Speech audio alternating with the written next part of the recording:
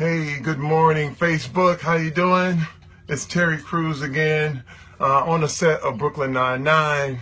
I'm here in my trailer. You see the paneling, it's all good. About to shoot, but I have some things to tell you. There's some things that I've gone through, and pretty much a lot of people, I've been getting a lot of questions and the whole thing about the pornography addiction. I've been getting a lot of questions about just, humility and, the things that I've been posting. But I want to tell you, there's something that I learned a long time ago. And I want to kind of, the best way to describe this to you is that every man in his life at one time or another is either a fool, a victim, or a king. Now let me explain what this means. When I was younger, you basically are a fool. Okay, I think every young man, maybe young ladies, but I can only speak for men, is that every young man at one time in his life is a fool. I mean, he goes out, he does dumb things. I did plenty of dumb things. Let me tell you, I was so dumb that when I first got married, I bought a car before my wife and kids had a place to live. And then when I couldn't afford it, they came looking for it. We didn't have a place to live, and I was hiding the car. All right, I did some dumb things. There are times I actually marvel at the patience my wife Rebecca has had with me over the years, because I would have left myself. Okay, I was a fool. I was a fool. Dumb things, dumb mistakes. And a lot of you out there have made these same mistakes. And with me, it was my pornography addiction that went on through the course of my life. Started when I was about 12 years old, went all the way up through my life. And it's one of those things that is really dumb. It's just not good. You are a fool to put these kind of things into your life. Well, the problem what happens when you are a fool, you shift into another phase. And the next phase, you spend enough time being a fool, you pretty much lose everything. Everything comes to a halt. A lot of things happen. Your house gets repoed, your car gets repoed, your bills don't get paid, you lose your job, you're in a mess, your life is you're addicted to something, you have a lot of problems, and then you become a victim. This victim stage is really wild, because when you're a victim, you never run out of things to blame. The victim stage is where you have a table full of excuses. It's nothing but alibis. It's like, you know why I'm like I am? It's because my mama never did this. And you know why I'm like I am? It's because the kids at my school beat me up when I was a kid. Or something really bad happened to me when I was young. Or it was the government. Or it's the fact that I'm black. Or it's the fact that I'm white. It's the fact that I'm a man. It's the fact that I'm a woman. And this victim stuff never runs out.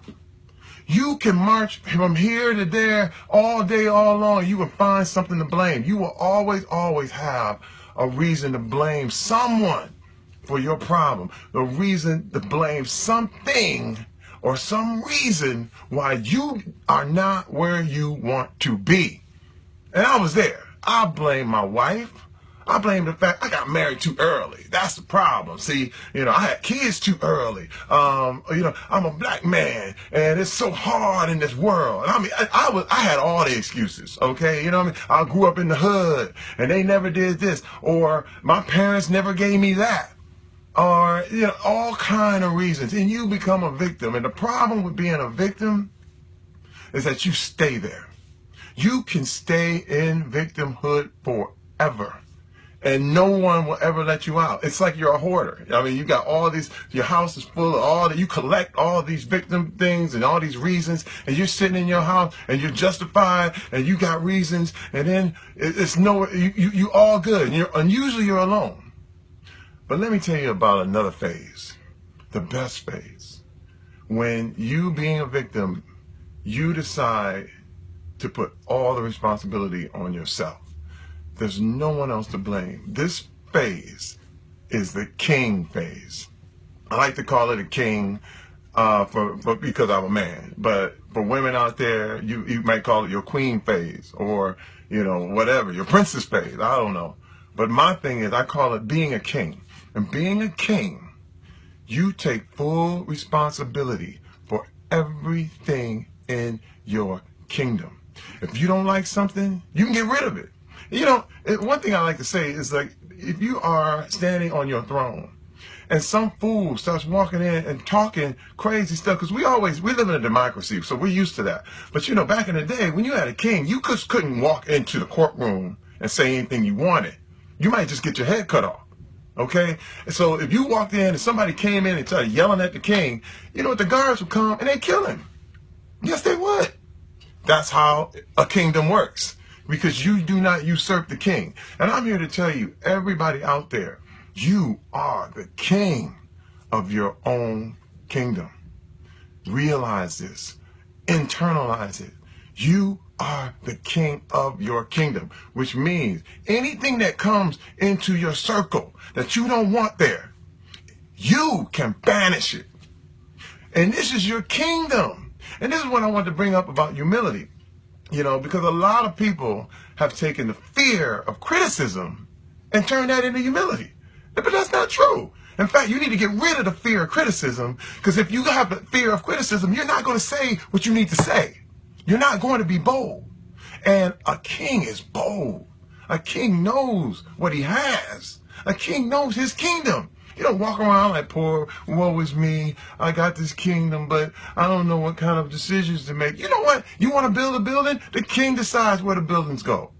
You want to solve something? The king makes the solution to what is his problem. And all of a sudden, everybody to blame goes out the window. Every excuse gets cleaned out, because you have none. You're the king. It's your house. It's your kingdom. You want the road to go there? The road goes there. And then you have the job to grow the kingdom. It's your job to expand the kingdom. It's your job to fix the kingdom. It's your job to make everything work. And it's fun. I'm trying to tell you, when you're a king, it's fun. And you have to realize this. So that's my total example of fool, victim, king. And everyone on this earth, you are one of those three stages. Which one are you? I know which one I am. I was all of those things at one time, but I'm the king now. I'm the king. If there's something in my life, if there's someone who is bugging you to the point where it is hindering you, you need to get them out of your circle. Look, even if it's family, I'm telling you, if it's family, you need to not be around them as long, and you need to make sure that your time with that family member that is hurting